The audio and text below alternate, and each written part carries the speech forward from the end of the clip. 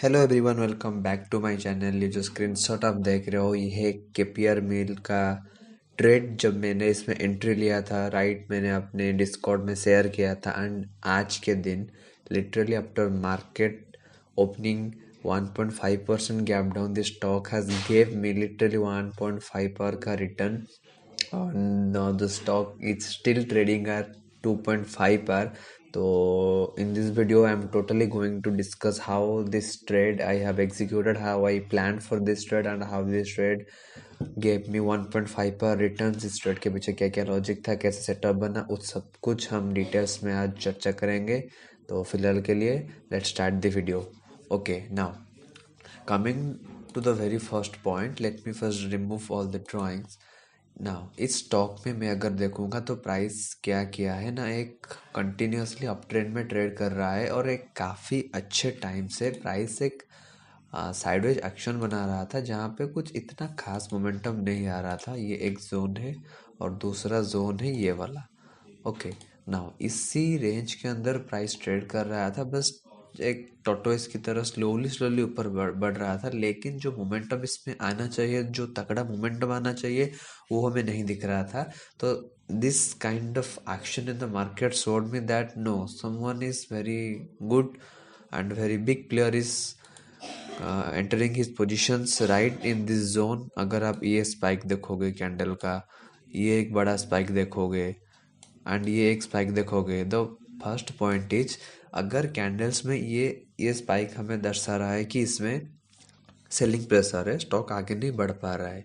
Okay, ये हमें इस स्पाइक, ये कैंडलस्टिक पैटर्न्स के द्वारा हमें ये दिख रहा है। लेकिन अगर आप लॉजिकली समझोगे, अगर प्राइस ने एक स्पाइक दिया तो अगर वो मोमेंटम, अगर इस कैंडल ने स्पाइक दिया है, अगर लिटरली स्टॉक में स्ट्रेंथ ना होता तो ये स्टॉक ऐसे ऐसे आके नीचे ट्रेड कर रहा होता, ना कि जब कैंडल एक स्पाइक देता है ऐसे।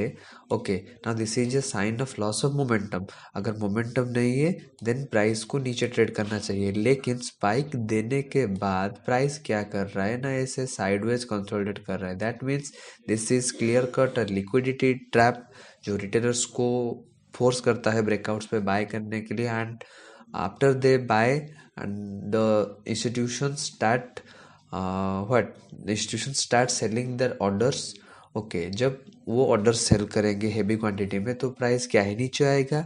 जब वो नीचे आएगा, रिटेलर्स का स्टॉप लॉस लगा, तब जाके वो बल्क अमाउंट में बाय करेंगे। तो ये है जो पहला रिएक्शन मुझे दिख रहा था कि ऐसे ऐसे स्पाइक आने के बाद प्राइस एक डाउन ट्रेंड में ट्रेड नहीं कर रहा है, but it is trading in a zone.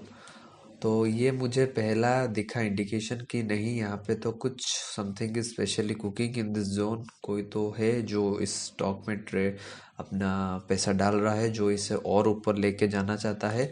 This one is the point number one. अब अगर आप यहाँ देखोगे मंथली टाइम फ्रेम में, पॉइंट नंबर टू मुझे क्या दिख रहा है।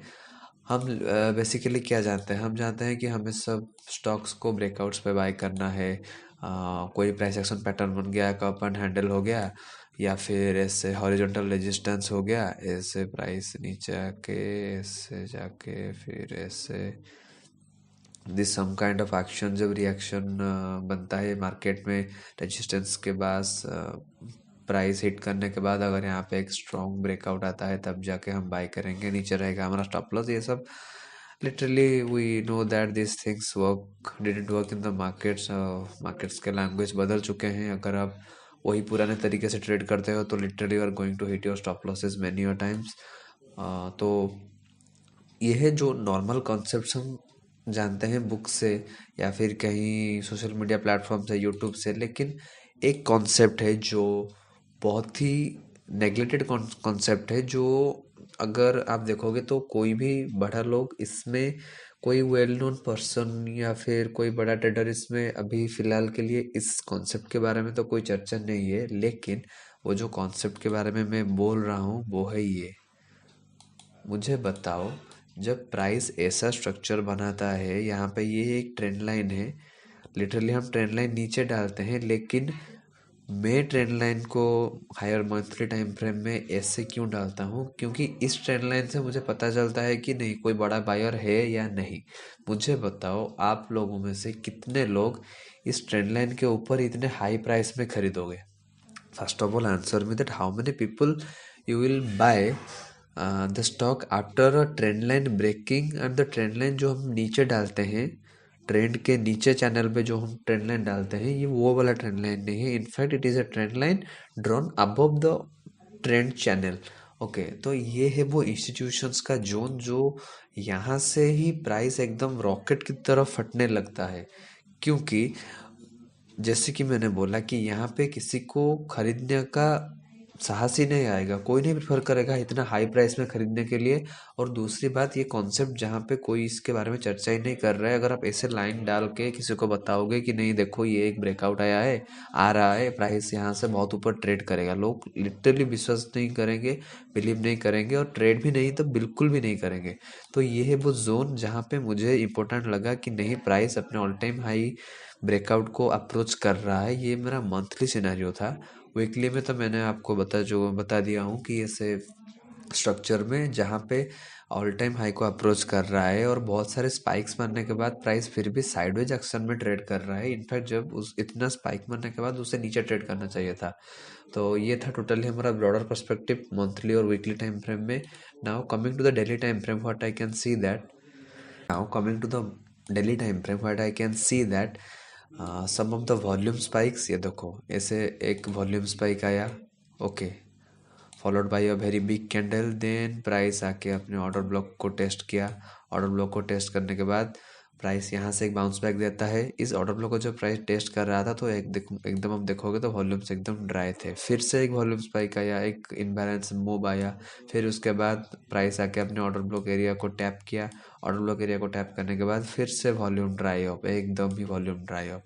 अब ये सब होने के बाद जब प्राइस अपने इस स्विंग है सप्लाई के पास आके लिक्विडिटी ऑब्जर्व करने लगता है, सप्लाई को ऑब्जर्व करने लगता है, तो मुझे ये काफ़ी इंटरेस्टिंग लगता है। अगर आप पहली बार देखोगे तो ये है एक बेस, ये है एक लोअर बेस। इसको ब्रेक करने के बाद प्राइस क्या किया है ना, प्राइस ऊपर गया है, ऊपर जाके अपने स्विंग है सप्लाई के पास चिपक के बैठा है। अब जब प्राइस यहाँ पे चिपक के बैठा था तो ये जो कॉन्ट्रैक्शन बना रहा है प्राइस यहाँ पे स्विंग है सप्लाई के पास along with some volumes dry up, and literally you can spot many inside candles in this zone. मैं इस जोन को मार्क कर रहा हूँ। अब बताओ यहाँ पे कितने सारे इनसाइड कैंडल्स है। Literally you are going to find out very very a large amount of inside candles. Inside candles यहाँ पे थे, इनसाइड कैंडल्स यहाँ भी बन रहे थे। जो डाउनवर्ड बेस जो मैं डेली टाइम फ्रेम में, ये जो डाउन बेस इसको जो मैं मार्क किया हूँ, and literally after giving a breakout from this base the stock is trading at its swing high supply and literally making a tremendous amount of inside candles. now ये zone था मेरे लिए interesting, और मैंने यहाँ पे इस सप्लाई हाई के पास अपना ट्रेड एग्जीक्यूट किया था right below the swing low के नीचे स्टॉप लॉस रख के। और लिटरली मार्केट ने मुझे 1.5 आर का दिया है, मुझे रिटर्न बना के दिया है। मेरा स्टॉप लॉस लगभग यहाँ पे था, और आप देखोगे तो मैंने आज यहाँ पे एग्ज़िट ले लिया। इस जब प्राइस आके यहाँ टच किया प्राइस, मुझे तो लगभग 2.5 आर का मुझे प्रॉफिट चल रहा था। ये देखो, सॉरी 2.86 आर का प्रॉफिट चल रहा था, लेकिन मैं एग्ज़िट कर लिया यहाँ पे क्योंकि मेरा ट्रेलिंग एसएल था right here in this zone. यहाँ पे मेरा ट्रेलिंग एसएल था, और अगर आप जानते होगे तो निफ्टी आज 1.5% का गैप डाउन मूव दिया है। लिटरली मार्केट खुला 1.5% डाउन। सो उसकी वजह से मेरा जो ट्रेड है उसमें थोड़ा अफेक्ट हुआ, वो मोमेंटम नहीं दे पाया। लेकिन फिर भी मैं बोल रहा हूँ कि ये स्टॉक में बहुत ही पोटेंशियल है। ये लिटरली भले ही मैंने 1.5 आर पे एग्जिट ले लिया, अगर मार्केट थोड़ा भी मेरा कंडीशन में था तो ये पोटेंशियल था आज ये 5-10% का मूव देता, मैं लिटरली 3-4 आर पे ट्रेड को क्लोज करता। लेकिन फ़िलहाल के लिए तो मेरा प्लान थोड़ा ब्रॉडर पर्सपेक्टिव पे था कि नहीं इस ट्रेड को मुझे लंबा होल्ड करके लेके जाना है, लेकिन मार्केट ही अपने फेवर में नहीं रहा तो क्या कर सकते हैं, that's a part of game. Literally this kind of opportunities are going to come a lot in future, so I am happy that आज के दिन जब मार्केट गिर रहा था 1.5% gap down, not even trading with structures, even literally the market gap down 1.5%, इतना बड़ा fall आने के बाद फिर भी मैं आज के दिन प्रॉफिट बुक किया हूँ. That's what I am proud of, that's what my discipline gave me my reward. जो मैं डिसिप्लिन के साथ ट्रेड कर रहा था, जैसे पेशेंस के साथ मैं बैठा था, ना ही मैंने पैनिक किया, कुछ नहीं, just I was trading my setups, my plans, nothing, no emotional attachment. So उसी वजह से स्टॉक ने मुझे आज 1.5 आर का रिटर्न दिया है. मैं आपको दिखा देखता हूँ. मार्केट खुलते ही 9:15 को मैंने मेरा जीटीटी ऑर्डर था इसमें जो ट्रिगर हो गया. तो ये था KPR Mill, one of my best pick for in this month.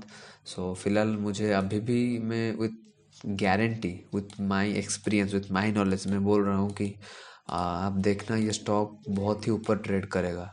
यहाँ से ये जो एरिया को ब्रेक कर रहा है ना, ये जो एरिया को ब्रेक कर रहा है, and you can see that इतने हाई प्राइस में जाके प्राइस ने इतने हाई एरिया में जाके प्राइस एक तगड़ा कैंडल बना रहा है, that to be on monthly basis, and this is going to be a, मतलब लिटरली रॉकेट की तरह ये स्टॉक मूव करने वाला है. अगर जब मार्केट में कंडीशंस नॉर्मल हो जाएंगे तो आप देखना ये stock literally going to trade, मतलब फिलहाल तो अभी 1140 पे है.